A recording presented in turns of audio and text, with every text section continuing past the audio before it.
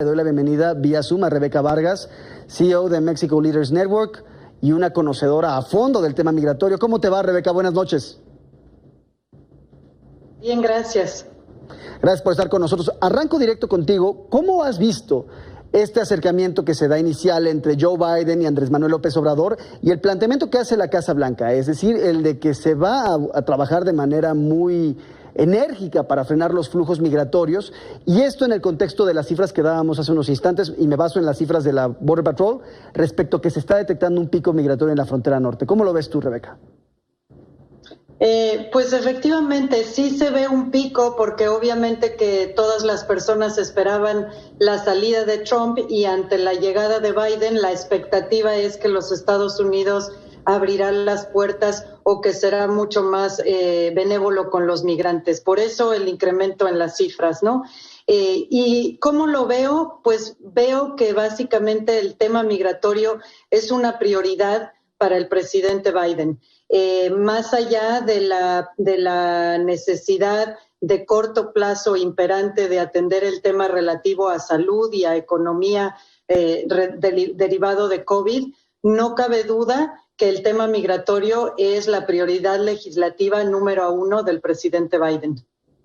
En ese sentido, ¿qué es lo que podemos esperar en el caso mexicano? México ya desde el desde la administración de Donald Trump tuvo que atender el tema migratorio como uno de los centrales en materia de política pública.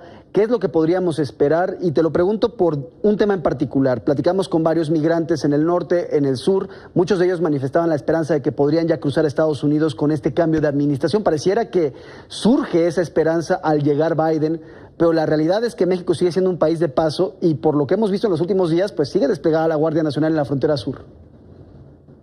Sí, yo creo que es una prioridad para el presidente Biden, pero es algo que se va a reflejar en la frontera sur de México. Se va a reflejar no en el corto plazo, sino en el mediano y largo plazo. Tenemos que dar tiempo. En el caso de los migrantes que están en los Estados Unidos, yo esperaría que la iniciativa de Biden tuviese implicaciones inmediatas. Por ejemplo, para el caso de los DACA, de los Dreamers, ellos, la expectativa es que inmediatamente tendrán acceso a aplicar para la residencia.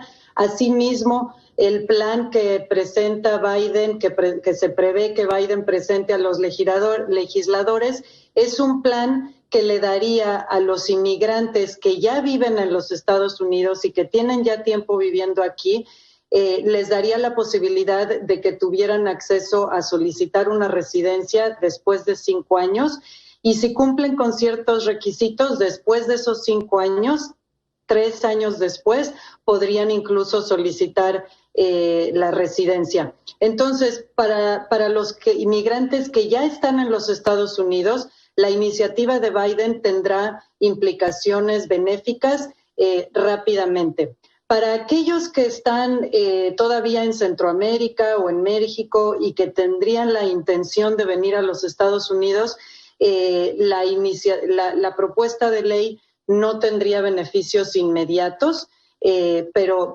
ciertamente sí en el mediano plazo. Por ejemplo, la iniciativa prevé que se abran oficinas en Centroamérica en donde los migrantes o los interesados en viajar podrían asistir y solicitar ahí, hacer las peticiones de asilo para viajar a Estados Unidos. Entonces, sí, el plan prevé facilitar las solicitudes de asilo desde Centroamérica. Hay un tema que seguramente o ciertamente está en el centro de la agenda de los dos países. Rebeca Vargas, gracias por estar con nosotros en M22H. Que tengas muy buena noche. Gracias, buenas noches.